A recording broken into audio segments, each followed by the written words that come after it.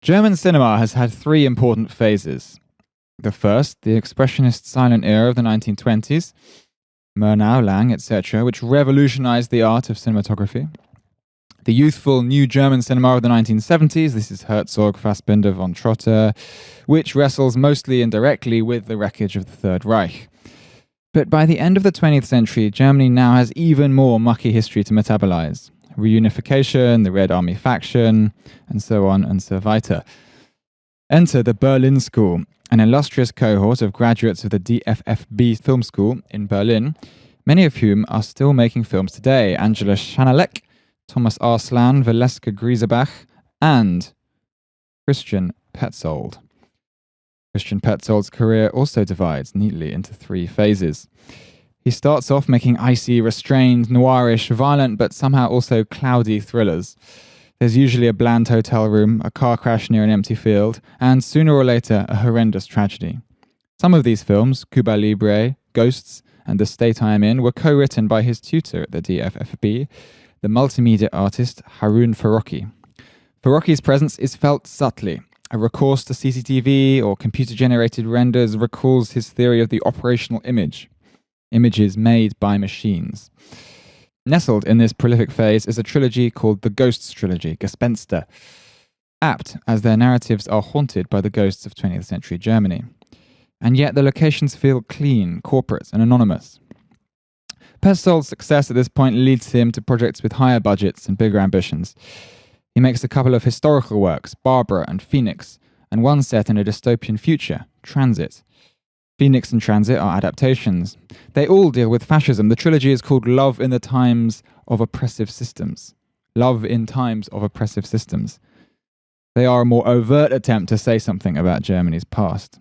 The critics love these films. The third phase is harder to pin down. His current trilogy begins with Undine, a contemporary love story laced with mythology, and his newest film, Afire, is a holiday drama with a climate collapse backdrop.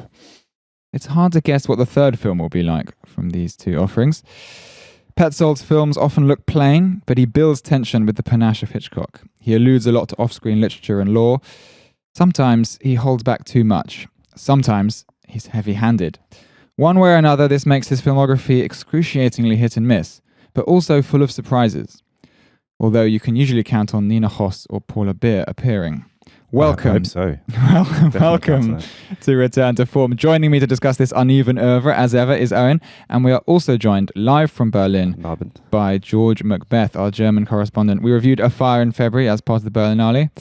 Critical accounts tend to get Petzold wrong. George, where would you advise a novice to begin? It's true. The critics seem to be united in liking all of the worst Petzold films, right? His most garlanded and his most popular films, I hope we won't talk about too much because they're such stinkers. Barbara and Phoenix. Mm-hmm. And to some extent also Transit. And the earlier trilogy not only struggled to get distribution across whole of Europe, I mean the first two parts of it, Yella did, which is the third one. But has skated by the recent kind of recuperation of him after, so for instance, there was a feature on Mubi that didn't spotlight any of these films. Yeah. And a recent season at the ICA. Exactly, right. The failing ICA. Well, so I'm curious about why this is actually, because about why they weren't programmed. No, what it is that has made the lesser moments of his filmography his most successful, his most celebrated. I think there's a recency and bias I think with that in part. I think because we can't we can't dispense with that. I think now he's got these chops as a important European art house filmmaker. I think necessarily we're kind of saddled institutionally with whatever he puts out in a way. So there's a recency bias behind it. But when it comes to it's surprising that someone like Mubi, the only film in the UK that's available is Phoenix, which by far is probably his weakest. I mean, I think when they, as you say, when they have uploaded his work, it's tended to be this oppressive systems era, which I think has some liberal appeal, right? I mean, Transit, for instance, does feel like a kind of a kind of fable. I mean, all of them. I mean, obviously, any film about the Nazi period is, they're attempting to. They feel that they're trying to say, oh, look, beware of the dangers of authoritarianism and so forth. As I alluded to in my intro, I feel like these earlier films, the Ghosts trilogy, have like fascism running through them or like the edge of fascism running through them in a much more like it's like sticky and insidious way, which makes them much more exciting as films. I mean, we all know that we shouldn't do fascism. Yeah, it's nice. Wait! I'm hearing this for the first time. It's nice for art. Wait! This I'm dropping revelations, truth bombs on that. But it's nice for art to maybe say something a bit more complex than that. I think the important thing is like we were chatting about this all the last couple of weeks while we've been immersing ourselves in Petzold's world, in the pet cemetery, and I think. His films, I mean, I'm making a very kind of big statement that I might now row back over the course of this episode, but I don't know. But is that Petzold's films are stronger when these currents of oppression and tragedy are sublimated, are submerged, and not directly alluded to. We're looking at a form, like forms of behavior and social structures that are generated by repression. So the Ghost trilogy, very literally, there's, in many of his films, particularly his earlier films, there are people with, as it were, dark pasts. Personally, we rarely get much insight into their motivations. Could you just talk us through these three films? Well, the state I'm in. I actually want to talk. Yeah, so the state I'm in is the RAF film you alluded to, but again, not directly. So these are two people, a couple with a young teenage daughter who are on the run from crimes linked to what is alluded to be the RAF, the left-wing political exiles, terrorists, and they've gone to ground in Portugal, and they make a return to Germany. This kind of homecoming, and with that film, unlike someone like Alexander Kluger, the RAF are not directly invoked; they're just alluded to in general. That's it works in this capacity when they make this return to Germany. And the great thing about it is he works on that level. He also works on a level of bathos. Sorry, because the return from they're actually going from a relatively idyllic Azores resort in Portugal to this quite clinical, faded Germany of flat fields, motorway service stations, cold weather, grey, overcast. There's this real sense of kind of irony and bathos with Petzold, which is one of his real strengths, because in a way he's really good at representing Germany in a kind of non-signifying way. We don't get the Brandenburg Gate, for example. It's kind of a bit like Jacques Tati with Playtime, making a film about Paris that doesn't feature any of Paris in it. And I think that's where he's really, really strong, this sense of bathos and this sense of irony and this about Germany, this ironical attitude towards Germany itself. I think to clarify your point, Ralph, about like the relationship to history in these early films, it's important to bring into focus like what the Berliner School kind of is, right? And so it's not just the fact that they were all students of the same two mentors. This guy Helmut Bertolsky, who made a documentary Das Kino und die Tod, Cinema and Death, and Farocki, but also that they, I suppose, generationally speaking, were a bunch of filmmakers who were united in bridging, an epochal period of Reconstruction and the let's call it what it is, dismantlement of the DDR by force. And the concentration then became, there was a relapse after Reconstruction to like schlocky genre fare of the sort of filmmaking that had basically succeeded the glory era of the 20s, let's say. Both, and then carried over from the Nazi period into the Reconstruction, the first Reconstruction after the war of German society. And so partly these early films are a trench and critique as much of cinema and of a national cinema and what it's constrained by. But they were also, at this time, the 90s was like pumping out at an industrial rate, the sort of period drama prestige film that makes you think. about historical atrocity, which Petzold then goes on to kind of lurch into making for 2 films. And I think an interesting moment from the state I am in, its German title is better, Innere Sicherheit, which should really mean internal security. So I don't know why they went with a state I am in. Right from that till Afire, which is called Roter Himmel, Red Sky. There's a pattern here. Yeah, exactly. Somehow they would, because language is very important in his films. It's funny that the subtleties that get so kind of pressed out. But there's a great scene when the daughter, who is sort of neglected by these permanently harried former terrorists who have got main character syndrome, really, and sort of leave her to form loose friendships with people in these desolate spots of Germany. She's watching Night and Fog in the classroom. Yeah, remember this bit? Yeah. They watch René's Night and Fog, and it's cut and it's shot in such a way as to show the kind of blank indifference of the students there, and it's this. I think it's this concern that there is this ritual of pumping out these depictions of the war period is actually doing nothing to ferment a kind of ferment an anti-fascist sensibility or whatever else. Right. It's slightly more like a sort of kind of dull self-flagellation, a kind of indifferent self-flagellation in a way. There's an acknowledgement of wrongs, but it's not really looking at them severely in the eye. It's just saying, things happened. I think the one for me, I was rereading Sebald recently, as one does, and I was rereading Natural History of Destruction, which I think is his collection of essays which deal with post-war German literature, and specifically the kind of keystone essay in that collection is about the German post-war repression of crimes committed during the Holocaust and during the war, but also a repression of German trauma. So he's talking specifically about the air war, the firebombing of German cities and mass death. I think his argument is that the German population, particularly the kind of parents' generation, as it were, people who lived through it and participated in these events, were unable to mourn, and the society as a whole was unable to mourn because they were mourning for other lost people. They were unable to mourn for their own sons, for their own cities, whatever, because there was a sense of shame around it. And so this led to large, for Sebald at least, maybe you can quibble with it quite easily, but, large amounts of repression.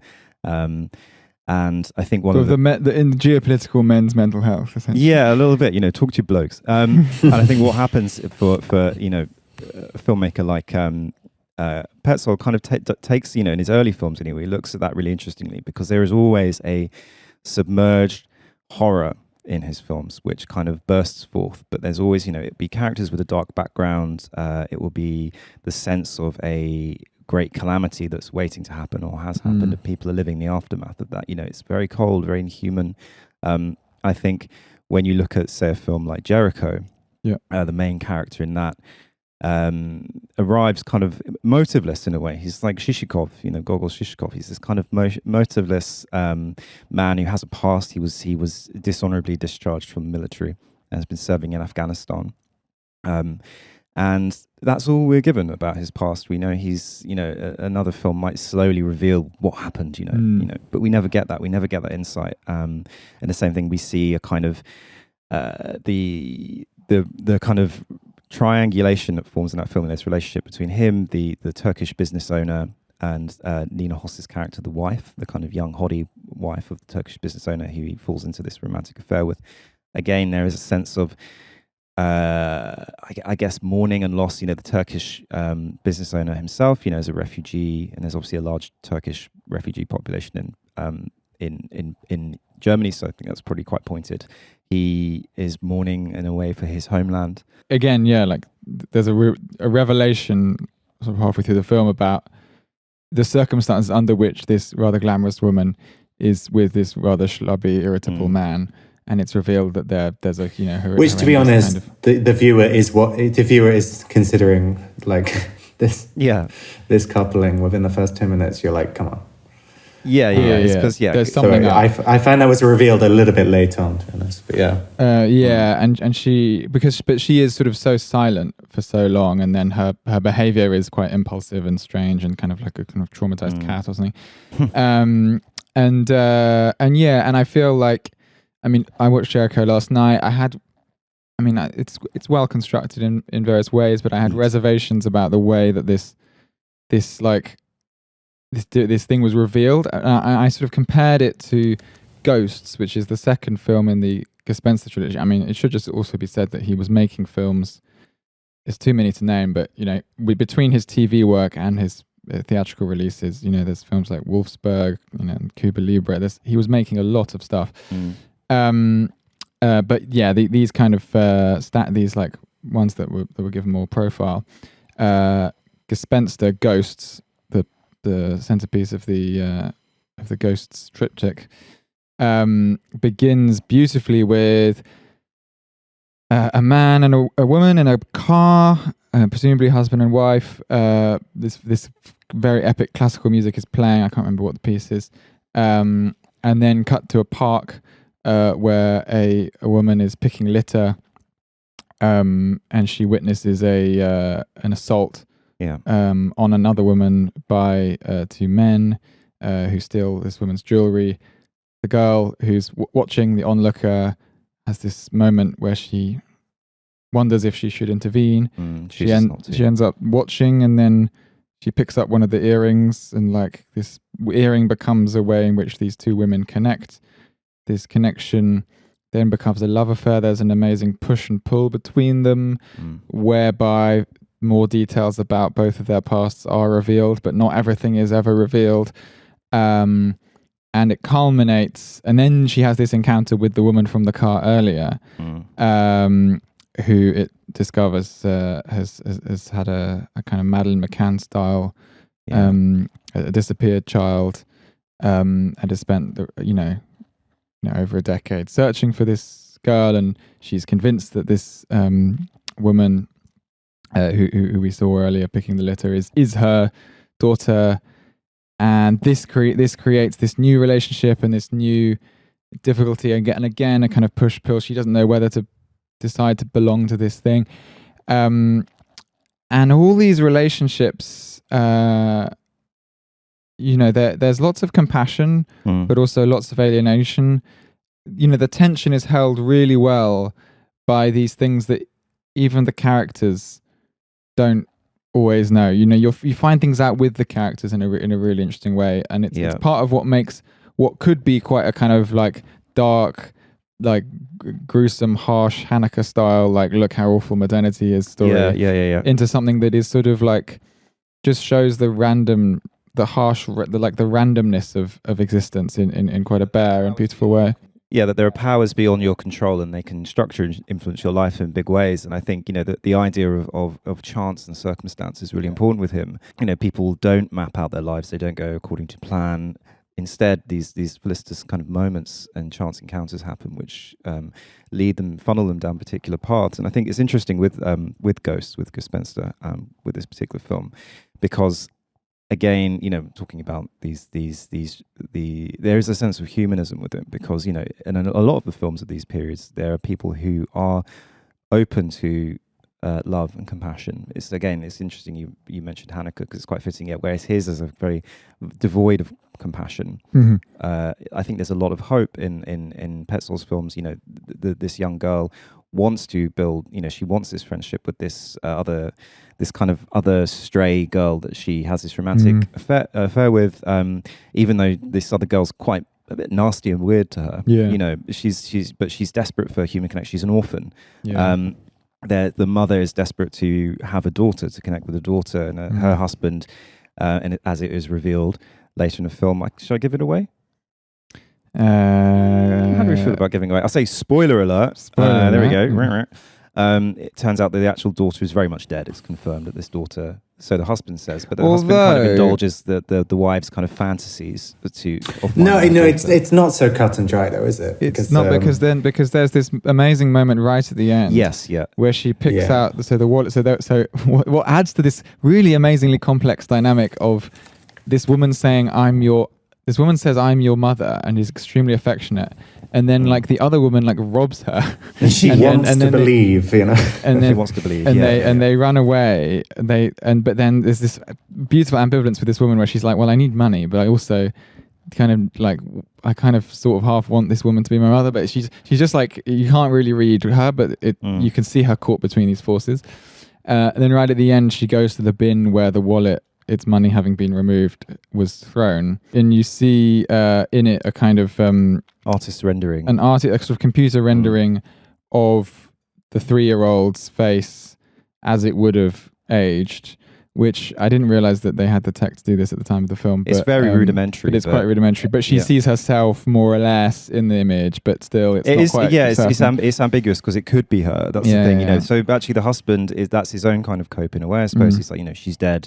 But the sense of compassion I was talking about, you know, he indulges his wife's desire to find the girl, even though he's obviously personally given up on the search. You know? So he's in this very fruitless, perpetual, irresolvable state of trauma. It's nice and very Farockian, I feel, that the moment of tension or the like uneasy twist at the end hangs on such a like uncanny image, pushing human and non-human. Yeah, I think, I mean, you alluded to this in your introduction about these operational images and about Farocki, and George was talking about it as well. And I think one of the really interesting things about the role played by screens and by these kind of media interfaces, and the interesting thing about them, even though many of these films conform to sort of genre beats and tropes, you know, they're thrillers and so on, where, you know, something like CCTV is used traditionally in a kind of genre film.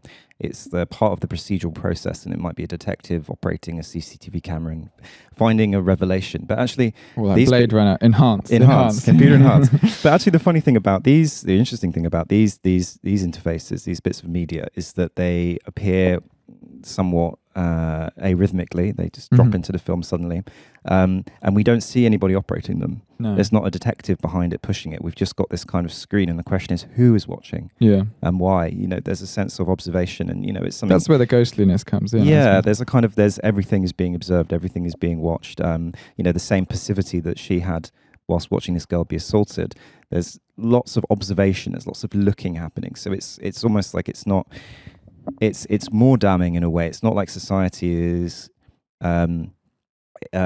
actively repressing things. Society is looking directly at the crisis or the tragedy, but is not acting. So it's a sense of immense power, but also powerlessness. Yeah, I read that there was also a sorry. There's a slight lag. So we are in different countries. You know, we're in different economic entities. I'm communicating across the geopolitical gulf here. It takes the state you're in is and the state I am in is okay. You're in the state. But I read that for Petzold, actually, the impetus behind Ghost, which I think is not only his like far and away his best films, but I think one of the most arresting and peculiar and elliptical and like downright unsettling films of the noughties, was his discovery of precisely these kind of forward dated envisagings of what a missing child would look like. So we're familiar with this from Maddie, right? Because you remember that the sun would distribute, you know, Madeleine McCann's kind of steadily aging visage until I mean she was confirmed dead a few years ago now, but. No, so that was it. He saw these and he was arrested by this. Madeleine McCann wasn't. She wasn't? Not been found. She's not been found. No. They've arrested. Oh, is this it? is now coming a true crime podcast. They've arrested a guy. They're 90% confident. but they don't have her body. Oh, right, okay. It's a German man, actually, isn't it? It's Petzold. So it's not. Satire. It's Christian Petzold. He's keeping her for the next film. That's going to be the true ghost. Right? That's the big reveal at the end. So what he wanted to do was he wanted to take this kind of ultra contemporary form of somehow bringing a spectre into the present, right? And merging it with this folk tale, this Märchen from the Brothers Grimm, which is and Ralph, I know you struggle with that aspect of his filmography, and I think it's part of what contributes to this film's power is that the narrative of the woman who can't really move on. She can't really mourn her kid, so she will just seize on to any random child, and she has these two signifiers, right, which would mark out the kid as being hers, which is a scar on the ankle, and from some episode on a swing, and some heart-shaped birthmark in precisely the area where the kid wouldn't be able to see, between the shoulder blades. So. Yeah.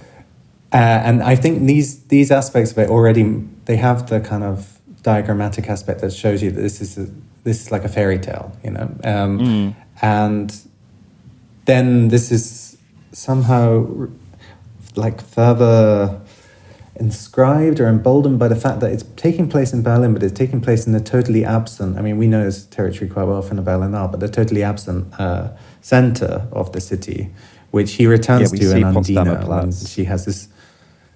Yeah, exactly. So it's all happening around Potsdamer Platz, and whenever the two girls are, apprehended or are running away from the various different forms of authority that are trying to encase them, whether it's the foster parents or the security guards or this slightly clingy random bourgeois lady who decides that she's her daughter, they take refuge in a park. They're these kind of vagrant, which. Gives it this pastoralism, I think, and a lot of the shots of them hanging out by the lake, and it's in Tiergarten, it's an enormous park in the center of the city, and I wasn't sure whether, because I watched it once, and for a few days afterwards, I had this real kind of uncanniness, unheimlichness, but everybody's. Every time I'd meet somebody and they'd declare their relationship to somebody or something, there was this uncertainty generated. And I think I'm particularly culpable to these sorts of imitation stories for this reason. Okay? And even what was this one recently? The French body horror where she pretends to be the guy's son. Titan. Is that it? Yeah. So even that part of Titan I found sort of interesting, and I think it's because they. It's very present in lots of folklore and in lots of more ancient form of European storytelling, but you can reintroduce it without that seeming clunky. And the problem is when Petzold tried to do this in Undine, it's graceless. It's too present. It really it's very great. The landing is uneven with Undine. I think with Undine as whereas well. Whereas in Ghost, he really gets the merger right, I think, and you get this kind of co-imbrication. Yeah, I think with Undine, it kind of gracelessly invokes the mythology by, I think, these leanings into the kind of fantastical, and there's often a kind of glimmer of the fantastical in his films. And they can be quite sublime moments, but with this, was it Gunther, the big fish, in the lake where the character is diving? There's these kind of moments that I suppose and this is something we'll talk about, I think, which is about him too blatantly invoking the kind of context. And I mean, if I may make my Philistine rant, go. As someone without a kind of without an education in literature. So Undine starts with this very arresting kind of seemingly a breakup scene between a man and a woman, and the man wants to end the relationship, the woman doesn't. Her name is Undine. I guess that's not a normal German name. And then she says, "I'm going to go to work for half an hour, and if you're not there when I get back, telling me that you love me, you're going to die. I'm going to kill you." And then she goes to work, and it is a scintillating scene of her doing a tour around this sort of architectural display in a museum of the redevelopment of Berlin. After the war, and then she comes back and she doesn't see him. He's not there. And then she sort of looks around, sees a tap dripping, and then sees a kind of aquarium, like a little fish tank, a big fish tank. And then Franz Rogowski appears, the main love interest of the film, who's also playing a diver. She sort of stares at the diver. There's this moment, there's this very cringe thing that he starts doing in Yella, which was the third part of the Gespenster trilogy, which is very, very good film otherwise, apart from the twist ending. But this technique that he does that's very annoying, where like the EQ suddenly changes and you suddenly like you're being told you're in this person's psyche and things are a bit hairy and strange. It's a form of like phony focalizing that of subjectivity that I think we discussed before with like films like Close, this one we saw in Wrocław, where you're suddenly where you're sort of like suddenly told Foley hijinks. You're like suddenly things are heightened and you're told you're in this person's mind now, which is it completely misunderstands. Very overproduced. Yeah, completely misunderstands like what cinema is like. Like cinema is meant to always. You're not meant to notice that you're attached to what you're watching in cinema. Like it's meant to just like that art should be that artifice that should be hidden. You should just be connecting. So it's very odd and very artificial when it's done, and it's strange because in Gespenster, Petzold never does this in state. I mean, he never does this, and so it's weird that he suddenly resorts to. So I don't think it's so strange because because the early there was an initial flurry of excitement around the kind of early Berlin School films because they had finally, restored some credibility and interest to German filmmaking again after Reconstruction, right? But then there was very soon afterwards, there was this critique from this guy, Dominic Graf, this genre filmmaker who's trying to do kind of Chabrol. I think there's something Chabrolian about Petzold also, but he's much more straightforwardly playing with genre and procedural crime thrillers. What's the high-profile Dominic Graf film? There was one a few years ago called Fabian. Don't know. I don't know how many of them are distributed. They're on all the time here. But okay. Fabian, Going to the Dogs, Beloved Sisters. Anyway, but he pumps them out, loads and loads of them. But he was... He's all like a German Guy Ritchie. I guess so, because, I mean... The other template for a lot of what Petzold is doing is this program Tatort, which is like stupendously successful for some reason, German institution, kind of the equivalent of the Bill, or like the Bill plus EastEnders, but a bit different because it moves around all the different German cities. Every week it's a different city.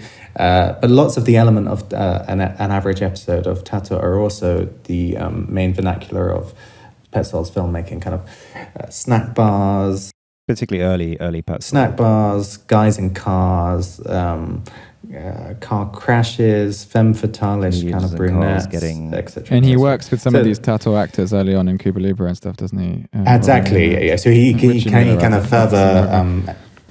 Richie Müller, who is like not otherwise an art house staple, and he doesn't look like it, And the guy from Wolfsburg doesn't look like it at all. From Something to Remember By, who's been in a lot of kind of slightly schlocky films, having gone through his IMDb.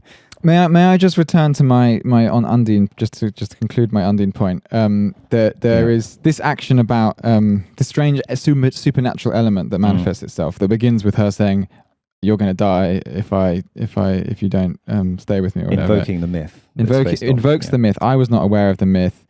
It seems like a very odd. Either that's like, okay, this character is like a real psychotype, like the husband in Yella, or you're just referring to something that I have no idea about and is never explained. And I found this illusion like very derailing and annoying, and it does seem like there are elements for me with Petzold where he loves to hide things, he loves to pull things back, he loves that magical feeling where someone appears on screen, you don't know where they're coming from, you don't know where they're going, and so every little action they take feels like it's really momentous because there's something that's making you care, but it doesn't bother me that in Gespenster it's based on a fairy tale. The point is that I don't need to know that. The point is that it delivers everything it needs to deliver in that moment, and the intrigue resonates maybe in an ambient way towards various stories that are in the air. Well, with Gespenster, it's morphologically a fairy tale. We're all aware of the kind of this is Vladimir Prop, right? We're all aware of the fundament. we've so kind of naturalized the beats of fairy tale and mythology and folk tales into our lives. It helps us to so you intuit it even if you're not specifically aware exactly. of it, Whereas here, he's invoking a very specific, quite B-side bit of mythology. It's not like a very clunky film. I think it's entire. I hated the big fish. Even the way it does the flash forward with a 2 years later panel that comes in the final third. And these are things you would like with the kind of weird sort of moments of like in people say, you just would have thought, based on his earlier work and based on his newest film Afire, that a filmmaker capable of that would never be so lazy as to resort to such. It's quite lame, isn't it? I think there's a sense with when he's very good at these moments of externalizing interiority. He does it very well with natural means. So in Gespenster, the scene where the girl they're invited to this party, this kind of industry party by this slightly creepy TV exec or ad man, basically. His intentions are pretty dicey. But they've been for a casting with him. And they're very young, both of them. This is why it's obviously improper and whatever. But there's a scene where the girl is in this red room. The rest of the party isn't. There's a kind of a lone, sort of tropical house style gun for hire DJ playing some shit music in this kind of red bathed room, and it's extremely it looks fucking dead. It's just him just kind of like DJing away, no one else in there, and it's a very kind of cold party otherwise. But it's amazing, it's just natural means, and he's chosen to use this red lighting, and it really kind of makes it quite estranging, this experience. It's very interesting, but he does it through natural means, whereas you look at a film like Undine, where he has these kind of quite schlocky, fantastical, it all becomes a bit kind of imaginarium, Dr. Parnas. I think actually, and what's going on here is that there's some, although it's not dogme, like the early films are not dogme, but for I think a few reasons, one of them budgetary, they're constrained in various ways, but there is also, I think particularly the question of music is something that's quite important to differentiate this earlier from this like mid phase, because one of the tools that Phoenix is probably a bad term here. One of the techniques that Phoenix uses to kind of deliberately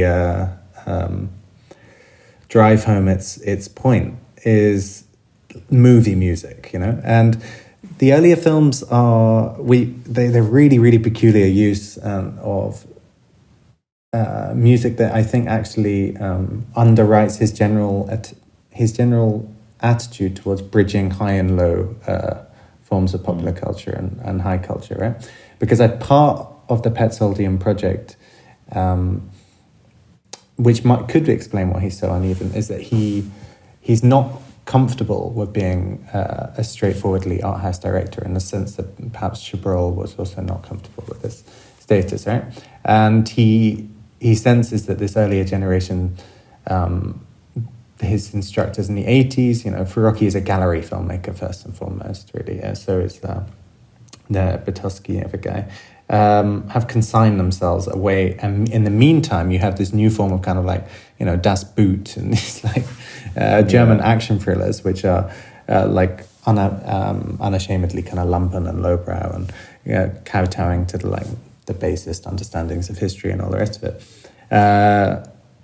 So he is trying to bridge these two things, and very often the music also has this status of like, it's functional. So, for instance, the Bach cantata that we hear at the beginning of Gespenster, she asks him, "What is this?" as her husband is playing it, and it seems to kind of amp her up and give her a sense of like stridency. And then later on, as he doesn't know, does he? No, he doesn't know. He doesn't tell her, and so we're not told either. It's an interesting allusion to that sense of a kind of cultured lowbrow. This kind of wealthy man driving through central Berlin. They've just got classic FM on. It is like that. It's I like my classical music. Yeah. They're kind of Mittelbrow, Yeah. That's middle brow for English listeners. Mittelbrow. But I think there's some interesting. I mean, when you talk about these music cues, as one's come to mind before I forget, and I think it's very revealing, is this sense of dissonance between this quite spiritually evacuated world. It's very cold, and the lawyer in Something to Remember Me By, in his apartment when he takes Nina Hoss home, puts on Van Morrison. And it's this incredibly... No, it's Dionne Warwick, no? He listens to Van Morrison and then Dionne Warwick. He puts on 2 albums. So we get Van Morrison true. And it's this amazing moment of kind of in this, this really kind of gluey, sentimental love anthem from the 90s, alluding to, which paints a picture of, I guess quite tropey romance, but in this very cold apartment between these 2 people who are quite broken and unable to love, really. And it's this amazing moment of dissonance, and uses this music cue so well. I mean, she's literally a pickup artist, isn't she? Yeah. We subsequently find out that all the moves that she's done on him have come from a book called How to Get Your Man. Yeah, Man Target or something. Man as Target, something like this. Sorry to derail you, but I think... So there is a kind of falsity to all of it. Yeah, I think, music plays an interesting role for him, and it's almost always diegetic music. Someone's putting a cassette player on, they're playing a tape, they're putting a record on, they're turning the radio on or off there. Or it kind of... It'll be a song that in one moment was diegetic and then later on emerges or fades between the soundtrack and the recorded sound. I think Afire is. I mean, there's this amazing sort of. There's 2 amazing pieces of music in Afire. There's Richard Sakamoto, and is there Sakamoto? Sakamoto makes an appearance at the end. Yeah. Okay. Yeah. It's Andata. Okay, I missed that. But yes, no. There's the more surprising choice is "In My Mind" by the Walners, which is I don't know. It's just this very banal sort of indie pop. Ambient tune that is it's like the music you'd hear at a lake in Germany in summer, it's just kind of relaxing song in English that is played at the beginning and very repetitive. We hear the same repetitive drone almost. Make us burn. It's like and it has this transcendent quality in the film, which it doesn't really. I mean, now that we've seen the film, it does when you listen to it on Spotify. But otherwise, it would kind of fade completely into the background. So he does do this thing, and he does it in the state I'm in at the beginning and end with the piece of music that the girl listens to. It's this kind of juxtaposition, which you can trace that even I feel back to this very joyful, flippant short that he makes called Sudan, which is, I guess, his first film de facto. It's like a 10-minute experimental film. He likes this sort of this element of strange collage or juxtaposition. I guess high and low, as you say, George. And I think it's also the music. That these are the worlds he depicts is one in which, for reasons of economic necessity, people are incapable of connecting, right? So there is some sort of social fissures. They're never easily alignable along class polarities, which makes him a more interesting filmmaker than, he's not didactic. Even I think Jerichow probably is most didactic because they each occupy a different social stratum, class, ethnic position. And class. Then music, under the sort of kind of conditions that he's depicting in the films we're interested in, so basically his contemporary acerbic neoliberal thrillers, is a kind of cheap and easy way of organizing affect and kind of creating connection, right, between these. It's somewhat conventional in Wolfsburg, as far as Wolfsburg, which is another kind of tragedy centered around the tragedy of a child that is hit by a car, and the man it's a hit and run. The man escapes with his record clear, but his conscience muddied, exactly. And this this film it does operate quite like a thriller in a way. It does have lots of aspects of a more conventional there's like drama. dramatic irony between we know that he killed this, and he draws close to the grieving mother. And these objects, there's this romance with the grieving mother. There are these like bits of the car that get kind of, examined at a scrap heap. There's this red Ford. Yeah, exactly, the red Ford. There are these like little details. It's very much like a thriller in this way. In some ways, I suppose it's his most successful conventional film, but it also has this real restraint. And he works with Nina Hoss, who is at her best just an absolutely captivating presence. Yeah, and capable of holding dramatic irony incredibly well. You can kind of know 3 facts about her, and then just watch her do very little. Because it's like watching a scared animal. Yeah. It really is, because she's got an immense screen presence, but also incredibly fragile, and is constantly pulling away from situations. It's great, So, and she's capable in these films. She often plays, someone on the back foot. I think almost always that's where she kind of excels, is to play this character. The only case where that wouldn't be, I suppose, is actually something to remember by.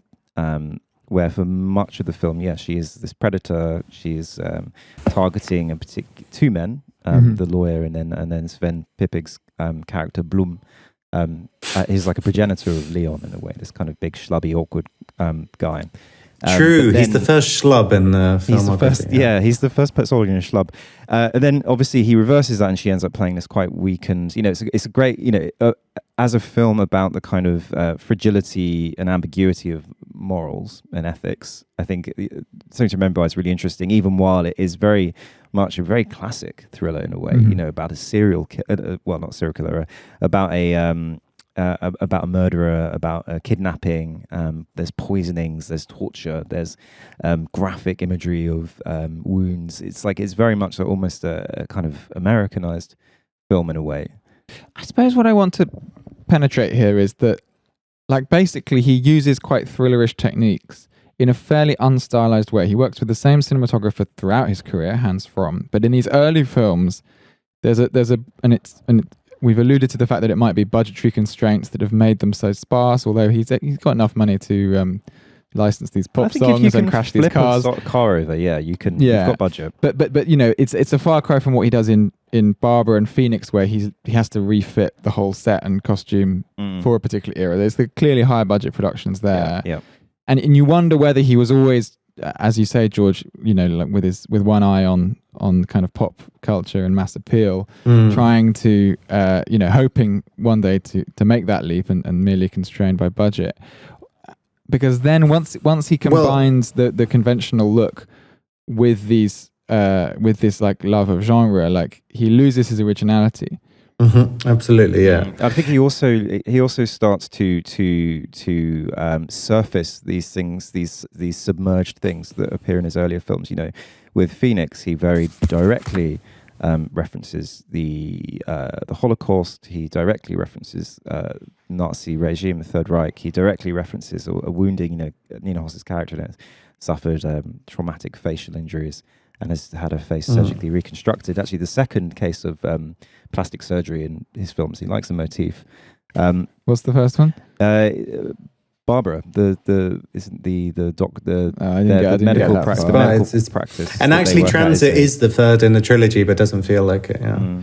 But I think there's a sense there when he surfaces and makes blatant these submerged tragedies. That's when they begin to fail, because what is successful about his early films and compelling is that they are non-signifying, whilst they're produced by the conditions of historic trauma and repression, but they're not painting it for us. Whereas Phoenix says, "Remember the Nazis." And I would like to hypothesize that Harun Farocki was somehow instrumental in this kind of aesthetic contrast of the early work. But actually, he co-wrote Barbara and Phoenix. He was what was his what interesting things did he think he was doing there? But I think at the level of the script, right, Phoenix is not a failure, because that's an interesting even in Phoenix, because the premise of it is that this woman has to get facial reconstruction and sort of in a sense, undergo a process of forgetting, right? And so there are many possible ways of executing executing the script, which doesn't revert to type. It doesn't revert to the kind of schlocky period film vernacular. And there's an exchange actually when she's meeting with the surgeon early on, where this kind of terribly disfigured character playing by Nina Hoss says, I want to look exactly as I used to. And the surgeon replies, well, that might not be possible. And I think that itself is a kind of tacit critique of the entire industry, the cottage industry of the period, prestige film. The dedication to reproducing the ruins, the costumes, and then the vacuity of the actual product. Of another or something. Yeah, I think. Of course, it could have been. There are many possible ways of instantiating it. Yeah, it's deeply uncanny, that film, in lots of ways. Like the actual, again, as you say, George, the script is really interesting. She returns and cohabits with her husband, former husband, who does not recognize her. He's struck by the vague similarity of her to his wife, who he believes is dead. And it turns out during the film that he had effectively given her up. She was Jewish and in hiding, and he basically led to her arrest and yada, yada, yada. So she is a literal, again, I suppose, a ghost that revisits him. And is his failure to recognize her literal, or is it a form of repression? It kind of leaves it a little bit ambiguous about whether he really knows it's her or not. But there's, but what it feels like... Sorry, what it feels like is a man who's kind of told you an elaborate story in the kind of like slightly allegorical way, and then you've got a sea of blank faces, so he tells you something literally. Like that seems to be the relationship between Gespenster in this film and Phoenix. It's like, oh, you didn't get it. Okay. Yeah. So now I need to spell it out. I think right. Let's try again, but this time in costume, and this guy's going to say Kyle, and Yeah. Now we know. And everyone's like, oh, okay, I get the context now. I get it. Yeah. I think one of the interesting words you used earlier, I just want to come back to it for a moment, is pastoral. I think there is certain motifs in partly they're locational. His use of these quite desolate urban. Or kind of extra urban, anomic non-places, service stations, petrol stations, snack bars, industrial estates, business hotels, all these things, which again are quite non-signifying, quite threatening. This new world of kind of post-Cold War globalization and business. It's very interesting. It's kind of in its way, it's quite sexy. And also completely spiritless, right? And like eked out of history. Yeah. They're literally. It's because it's very rare in a Petzold film to see sort of a historically significant landmark or building. Yeah, true. And I think that's interesting, and partly in the present day films. And so there's that element of it, but there's also this pastoral element of it, which I think manifests in rivers and waterways, and his invocation of water as a theme. And I think it's really interesting how water appears to play a role in all of his films in some capacity. That might be a preference, I think, in Something to Remember Me By. It's a swimming pool, and it's the use of these very cold blue colours that the characters wear in it. We've got Yella, where the car accident that takes place, and she dies in this car accident, drowns in the river. In Jerichow, the Turkish business owner first meets the soldier by crashing his car down the bank of a river. There's rivers at the beginning of Something to Remind Me. She is they meet at the swimming pool. Yeah, that's it. Yeah, the swimming pool. So it's all these variations on water. Which what does that mean? Is it just a preference? I think there's a sense of water's associations with purification, cleansing. I think there's also a sense of, with maybe Germany, this use of rivers as well. The historical significance of a river like the Rhine, which in the Roman imagination was the dividing line between the civilized and the barbaric. I think there's some of that operationalizing in the film somewhere. Is there? I don't know about this water hypothesis. It's not like I noticed this on watching them in such density recently as well. Yeah, it's everywhere. Water, car crashes, these certain motifs. Car crashes definitely. Yeah, but water. If you look again, there's lots of blue. There's also just lots of water plays a role. In Undine for sure. Again, a swimming pool, but also then the others as well. Yeah, there's this kind of eclecticism of it, and there is. She tries to drown herself in the river. Yeah, sure. It's there, and maybe it's this kind of water is this kind of element, this reminder of this elemental cleaving force that is, there's an attempt to control it because it's dammed, put in a pool, put in a canal. They're often quite fake waterways. But there's a raw sense of power and elemental force that's operating around these very sterile, clean factory spaces and non-places. I just think it's quite interesting that it's something that he continually comes back to. And Afire, obviously, they are by the Baltic, which is a place he's visited a few times in his films. I mean, George, what is the significance of water and fire? What's the significance of like the Baltic coast? Do you think for him? Because he's filmed a few things there. Is there anything? People are continually invoking there on his holiday. Initially, I presume, it's actually his first film, Cuba Libre, which is, I think, from 1996 or so. A sort of schlocky genre fic that works its way through into several of his later works. For instance, the motif of the guy who this sort of vagrant-like character who becomes a driver for a richer man, which you then see in Jerichow. That's basically the plot point of Cuba Libre. But they are on the same exact stretch of coastline near Rostock as is then set in Afire. And there are a few things about that location which fit with his general thematic approach to German history. Is that like the NSU, the National Socialist Underground, to the kind of recrudescent return of the repressed in the early noughties of serious organized neo-Nazism, were all based around there very often. That's interesting. And in the former East, but up near the coastline. But at the same time, it's the spot where if you're a well-meaning kind of middle-class German, you'll take your staycation. So it's a spot that kind of bridges this these two countries which have been nestled into one once again. But also historically, it's kind of a lapsed place as well, right? Because this used to be the driving seat of the Hanseatic League. So it's an area that was heavily industrialized, or not industrialized, but heavily traded. There was a huge maritime empire that operated off that coastline. And now it's just, I suppose, it's a bit like going to Margate or saying Kent, smart. Saying smart. I think so. His use of locations is really interesting. I think maybe Undine is interesting in a sense because we are in Berlin and we are in the historic center of Berlin, but it's only glimpsed in the corner of the eye, and we mostly see it through these scale models that she is walking the. Those are the best sequences in the whole film. I love those sequences. Yeah, I think absolutely my jam. Fair play. But the only way he wants to represent the city of Berlin to us is through these abstractions and through these kind of very, very kind of fun models of the city, which he returns to quite a few times. We're not seeing the actual signification of. I think we see it. Through the window, we see a little bit of Alexanderplatz at night through the window in her kind of weird, like Airbnb-ish apartment that she's living in. Mm-hmm. Right, she's by Hackischer Markt, which isn't like an insane place for somebody with her job to have, but whatever.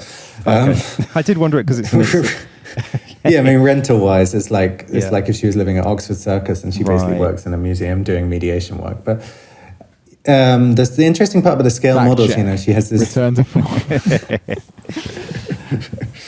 She has this like monologue about the Humboldt Forum, which is the slightly tragic attempt to recreate this this Kaiser era, this palace, First Reich, palace, the Second Reich rather, palace on the site of what had been the palace that came after it, the communist one. So it's and they rebuilt it, tried to create an exact facsimile of it. Is that correct? It ended up as a historic fudge. So one side of it ends up as a perfect replica, and the back end is this slightly fudged neoclassical thing, a little bit like what you have by the London Stock Exchange. This kind of the National Gallery as well. That has a kind of the National Gallery, kind of stuck on the side of it. Yeah. And so these moments suggest to me that he understands that you can't straightforwardly do period reconstruction films in order to help people think about historical atrocities. I mean, he seems cognizant of this fact. And does he have a political mission? Is there a kind of, because it does feel like, especially from Transit, which isn't set in the past, but is based on a book that is set during the Nazi era, and as I said earlier, seems to allude to the dangers of fascism. Yeah. I mean, Transit for me was like maybe my least favorite, although I haven't seen Barbara and Phoenix in full. But Transit for me upset me in that it had such a pedestrian, middle of the road, like glossy, lush art house. It's set in Marseille. It's in CinemaScope widescreen. Moorish. Yeah, Rogovsky, who I must say absolutely fizzes with Riz in Passages, which is out at the moment, is very underused. He's kind of cast as what in a traditional spy thriller would be kind of the straight man. This but he's obviously a very odd, strange guy. He's got this funny cleft lip and this funny high voice. Strange voice. Like that seems just like not an interesting. He's not well cast. Not well cast. Paula Beer. No, I don't think they're a good fit at all. Because he's playing he's not playing against type. He was basically typecast as this slightly Asline or anodyne kind of FA over affectionate. Soppy boy, really. Soft boy. Or like in Victoria, he's more of a tough guy. But it's strange. And the film really lacks any like, it's just these, but quite literary. It has this awful voiceover that's like, I assume like extracts from the Anna Seeger's book, which like tell you like what everyone's thinking at every single moment. And it has this very fake feeling literary idea of fascism that manifests in people walking around asking for papers. It disengaged me as a viewer immediately. Yeah, this is like the effect of Phoenix as well, because Phoenix is shot in a way that evokes like Verhoeven's Black Book or something. It's like, sort of prestige, glossy, even though there is this, me and George were saying earlier, this kind of strangeness about the actual setup, which is the husband basically re-educating the wife on how to be herself so he can claim checks. Basically, he can claim, I guess, checks off the back of her name. And she is only able to imperfectly inhabit the character of the woman she actually is, and he's never quite convinced with her performance. But the actual kind of look and feel of the film is so Moorish and, sort of... Moorish, we mean here, we don't mean we want more of it. We mean middle of the road, art house style. Middle of the road, art house film. And it loses something. And it's there's so much capacity with that film, which is about kind of non-recognition and identity and trauma and repression, to shoot it in a way that bootstraps that, but the shooting doesn't. It's kind of weird because it reminded me, because it's shot partly in the rubble of Berlin, and in these cabaret bars and stuff, which again are two exciting places for Petzold. He shouldn't be in a cabaret bar. That's not where he operates. And they're too overused. They're too familiar. It ends up feeling like a set piece. It feels like a set piece sequence from a 40s video game. Exactly. We're in the Berlin world or something. It's quite strange because there was a period, actually, I was thinking about it when I was thinking about Phoenix, which was 1946, 47, 48, 49 in Germany, when Berlin was still literally just, flattened and rubble. And there were films produced and shot in Berlin, which become known as Truman films. They're like rubble film, because they were shot using the only available landscapes that were available, which were ruined, desolate, broken, because that's the only place you could shoot. You couldn't not include rubble in the films. Yeah. Sometimes it was a plot point, and sometimes it wasn't. They just, there. It was just there. Diegetic and non-diegetic rubble. Yeah, and it's like, so in a sense, like, and I kind of wondered, was he trying to allude to this? But I don't think it was that clever. Maybe I mean, these weren't necessarily interesting. They're historically interesting, but not artistically interesting. These rubble films.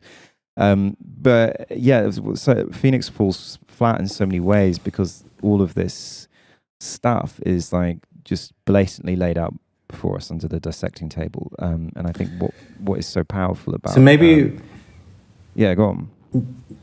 Well, I was going to say, it's like, there are moments in which you have this eruption of history into the earlier films, like in Jerichow, for instance, they're walking along the path, and the microdrama that is playing out between the two lovers seeking to kill the Turkish husband is momentarily like beset by like these kids walking along the trail who are singing this Hitler Jugend song. Oh, is that what it is? Yeah, I didn't know that it was Hitler Youth, but yeah. That's good.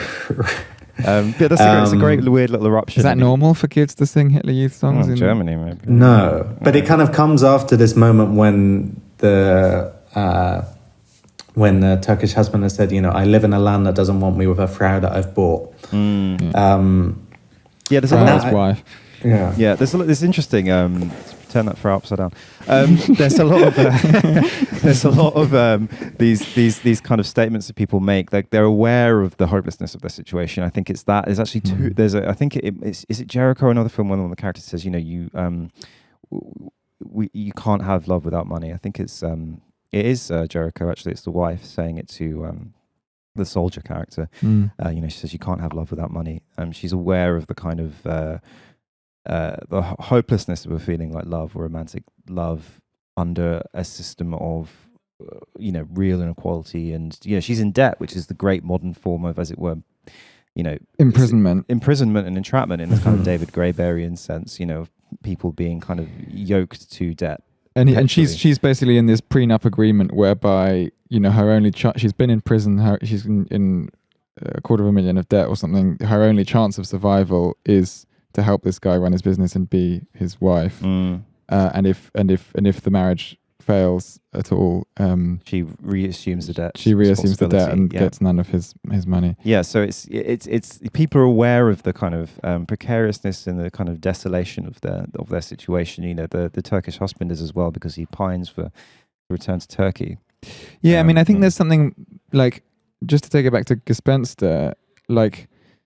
I suppose State I'm In kind of has this love versus imprisonment, the atmosphere. I mean, the strongest thing about State I'm In, or internal security, as we should probably now call it, is this sense of like love and affection trying to thrive in the face of like, under the threat of the law and imprisonment. In Gespenster, there are numerous moments of like, just odd imagination. I think the thing I want to just hone in on as we draw this discussion to a close is this audition scene between where basically I think the woman who can't remember any of their names, but it doesn't matter, I'll just say who they are. The woman who Nina. Is Nina the younger girl? So the woman who was found in the park having her jewelry stolen takes the other girl, Tony, along to this audition run by the guy whose party that they then go to. And at this audition, they are encouraged to tell stories of who they are, and the stories like somewhat resemble their actual stories that we've seen, but not quite. And it's like a beautifully prolonged scene. It like goes on longer than one would expect it to. I think it's total masterclass. This and it has a kind of it has a postmodern quality. We were talking when we did the Edward Yang episode about like films that deviate from the narrative by or Radio Juju. We'll discuss probably on our next podcast.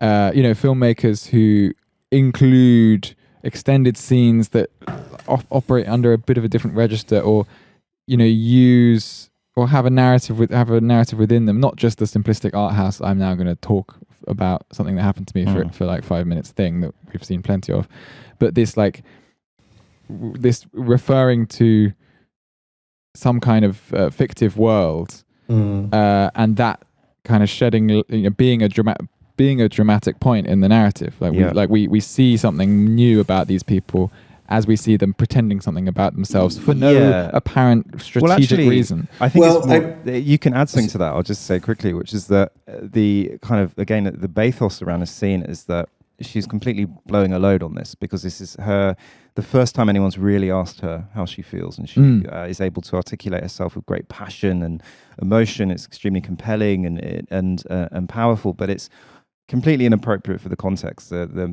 TV director is obviously they're not being cast. They're not looking to cast young women as leads. It's for an advert of some sort or another. So it's completely, as it were, there's a juxtaposition with the context. It's completely the wrong place to unburden herself in this way, and it's in order to, as it were, sell herself for a commercial.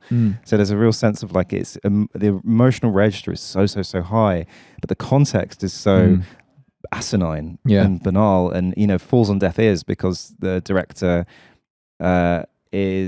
people listening are obviously moved a bit and can maybe sense that it's a real story or is grounded in truth, but they're not going to give them the job. And his real response to it is actually like, I'm going to try and fuck the older chick, which is basically what happens. Yeah. Sorry, George, I interrupted. Yeah, I mean, I was just going to say that what I found so arresting about this scene is partly what you allude to, Ralph, this like swerving and this misdirection, and so from the get-go you think, because the more assertive of the two girls, Tony is taking the charge, and she's already set up the terms of their visit, which is that you tell them the sort of story that the casting people want to hear, but she's not able to perform in this way. She kind of has a bit of performance anxiety. So, and in her moment of casting about and flailing for the right word, she turns to Nina, who gives this, like you say, completely inappropriate, emotionally traumatizing version of an event we've already seen, which is nested within the world of her dreams, and actually slides all over the shot between, and then before alighting in the end on somewhere quite tender, which is like, and this is how I met Tony, and she turns back to her, and the girl is in tears. It's great because it's emotionally, it's I found it funny that Ralph, you were saying, the Guardian journalist who should not be named was Peter Bradshaw, a dear friend of mine at George's. Yeah, true. Was chastising a film that he probably slept through anyway, a Berlinale, Afire, for being tonally indecisive. And I think actually this. It's tonally collage-like. Right. The tonally complex is maybe what he was seeking, right? Because it's not like this is a because she's also playing with them in this instance. She's not totally non-cognizant. It's not like she's just given way and is venting as she might in a Hollywood film, and it would be a great declaration of traumatic bonding between them. So really peculiar moment, and it just jumps out. It kind of abuts from the film like an extension from a building or something, and you go back into it. You go back into the main building from it, but you can't really forget it afterwards. It's like a he's good at these. Again, we've called them eruptions throughout this, but I think they are. There are certain presences in Afire which make it so arresting. Literally the fire. The wildfire which is raging further down the coast, which is a spectre that's constantly haunting. It's a little bit like the Chekhov's cherry tree, which we don't it's a play, but the characters hear it being chopped down. It's the big emotional kind of denouement of the film is the axing of this cherry tree.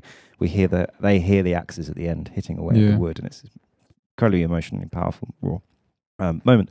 But here the fire, we don't really see the fire. We see the kind of glow of the fire on the horizon as it kind of creeps slowly closer to them. Again, it's this kind of present force, elemental force and tragedy that's just at the edge of perception. And we see it, and the amazing way he reveals it is through these burning, I say pigs, but they're boars that run through the forest. And again, he even underplays that in a way. It's amazing scene because they aren't flaming balls of fire. It's almost like they're glowing slightly. There's almost a kind of verisethical kind of nature to that scene. Actually, it's weirdly, but with a sort of thriller edge or horror edge in a way. Like he does. That was the thing I noticed second time round on Afire, was that there is there's like these moments in the forest where Leon is like looking left and right, and it's kind of the camera kind of does that pan a bit like something's about to jump out at him. Yeah. And there are kind of sudden jump starts or like playful play fighting. There are like shocking images in Afire. You know, it's not not completely like some sort of mumblecore chamber piece, but it is rooted in a very like restrained and delicate, psychologically complex and sympathetic scenario, and it has the richness of like the best novel and the worst novel, you know, that you see him kind of creatively sort of oscillating, fluctuating. Well, yeah, you're right, because there's an amazing distance between the Heine poem that is read at dinner, very movingly by Paula Beer's character, and you know she's asked to read it twice, and it's amazing, and it's played for laughs in a way because there's this incredibly moving recitation of this poem, and then we've got the other recitation, which is of Leon's stinking book, Club Sandwich. You know, this awful book that he knows is just a piece of shit that he's kind of lugging, or is assumed to be. We only hear chunks of it, but there's amazing, you know, this juxtaposition between these two readings. Yeah, and he's so good at that because the film itself is a juxtaposition between its first and second half, and then the reading later on of his subsequent book that reflects on what of him having gone through this, what concludes the film. And it's kind of I think that's almost played again. That's kind of played for laughs in a way. It's a sense of humor, which is that the only way that really Leon could become a great writer was to experience something so horrifically traumatizing that is irrepeatable. So it's kind of setting him up for this future of tragedy or trauma mining his own life in order to produce work. Yeah, but I don't feel like the film sort of I don't feel the film like teaches that you should reflect on yourself or something in some simpler way, but it just kind of shows that this a dawning of self-awareness. It shows a dawning of self-awareness when confronted with something serious, and there's something kind of like masturbatory about the way that he's constantly trying to declare his opinions and feelings to Paula Beer's character, and his own gravitas, his own self-importance, and then he's always interrupted by something much more important that concerns other people. Yeah, when he declares his love for her, for example, a moment later, a beat later, we find out that his friend and her boyfriend have died in this tragically in this wildfire, and it's kind of sense of the whole film. He is almost autistically incapable of understanding the import of real ordinary life, and it's something that Nadia reminds him of frequently. I do think he's a new character for Petzold, actually, and I think it does mark a sort of a turning in his filmography, even though it's purportedly continuing the project of this Undine, because in Leon there's a like fine grain to the characterization which departs from the use of models, narrative models, right? So the use of to just kind of hanging the wider story about. Let's say how capital has restructured human relationships or relations to intimacy, or like we were talking about before, the possibility of romance to cut across or be trammeled by work and by everything else that seems to stop people from doing what they want in his films. But here he's like a very particular figure, I think. And I think that might be because he's also sort of an author stand-in, is what he was suggesting on some of the publicity trail for this. Yeah. And Club Sandwich, the Shitty Doggerel novel, is then his own characterization of Cuba Libre, his first directorial effort, I think. Well, it's interesting the excuse he uses, which is this refrain that's used in the film, which is the work won't allow it. Mm. Oh, yeah. No, I mean, there's live life.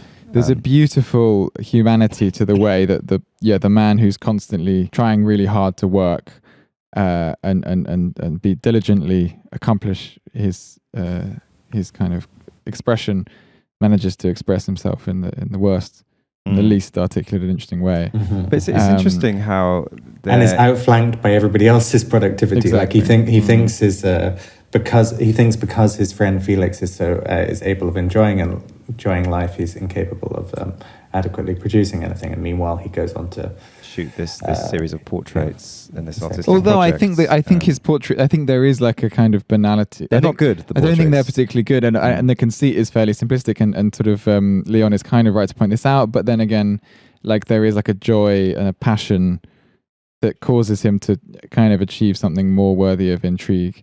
And he certainly hooks in and you could read it you could be a Leon. I mean, you could read that whole dynamic from a more Leonish perspective and feel that, you know, it's like these culture industries are more about like what energy you bring than like what you're actually making. But, you know, there's it's rich enough that, like, you know, people can see it from all the different characters' perspectives, and there's a sort of like an essential truth to everyone's prejudices within that dynamic. Exactly. And even though he's departing from his usual set of kind of quite ordinary professions, I think in most of the films, so lawyers or these kind of Maastricht figures, the EU functionaries. these kind of blank or whatever spreadsheet related activity they're doing in Yella, for instance, which is like, it's completely the point when she asks him, "Are you any good at Excel?" in the hotel lobby? You know? So he's dealing with. It's funny that Afire is kind of like a first film that he's sort of made last. It looks like a debut film. Like it's it feels like it. It has the maturity of a film made by someone who's worked with actors and crews for decades, which he has.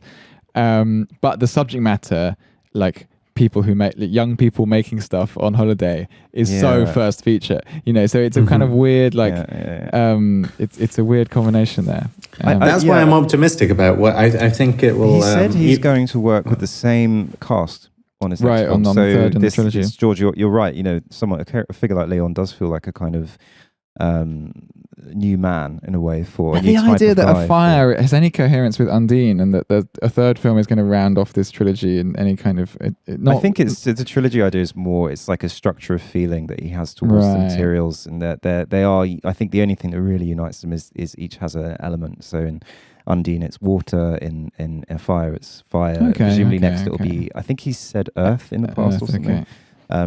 Things are about to get muddy. Somebody on a fucking allotment. Let's get back to Wolfsburg. That's where Christian Petzold needs to go. But so I think, but I mean, the Barbara Phoenix Transit trilogy has the coherence of being generic and bad, and the Ghost trilogy has the sort of amazing thematic coherence we've alluded to. This trilogy, mixed, but hopefully he can sustain this quite fresh energy that he brought in Afire. I think there's a sense of humor that is there's an icy humor in a lot of his earlier films. You know, like I said, the use of Van Morrison and Something to Remind Me is funny. You know, but here it's like a conscious humor. He almost had like a parallel career trajectory to someone like Bruno Dumont in France. You know, someone who went from producing extremely brutal, cold, alienating films, and then has moved into his real silly goose phase. And now Dumont is fully silly goose. Yeah, with like France, with this kind of like cartoonish satire that's quite joyful. Yeah, absolutely. His rompy, you know, Con, all these films. So maybe we're going to see a similar trajectory with Christian Petzold, where he's going to kind of let his hair down a little bit. Yeah, it felt like someone who was creatively stuck, kind of sort of having a bit of a revelation, kind of cooling off. It's a very emotional film. Yes. On that note of hope, not cope, we thank George very much for joining us all the way from Berlin. Your insights as valuable as ever. And yes, we will be joined by George in London to cover the London Film Festival. Yeah. Next month. We will. I was going to make some kind of pour a beer joke, but I don't quite have the mechanisms to generate it. Well, like Christian Petzold, you don't articulate it directly. You allude to making exactly. I will. So you've done that. I will invoke it. We will be also doing a podcast about Radu Jude at some point. That might be our next pod about his latest, and we will cover his latest film. Do not expect too much from The End of the World. Do expect a lot from that podcast. It'll be very good. We will be joined again by George, as we will in London Film Festival. Quite a lot of George in the I like this. I like upcoming our return George to pods. trilogy. We're exactly. I'm the third wheel. This is the George. Yeah, exactly. This is the George. We're in a Georgian area. Exactly. We're tired. It's weird. We need to go in the sun. Yeah, there's a ceilidh happening actually outside. This is what there was this while George hasn't seen this, but while we were podding, my flatmates and neighbours unfurled a 25-meter drum of power cord down to the car park where they will be doing a ceilidh for someone's birthday.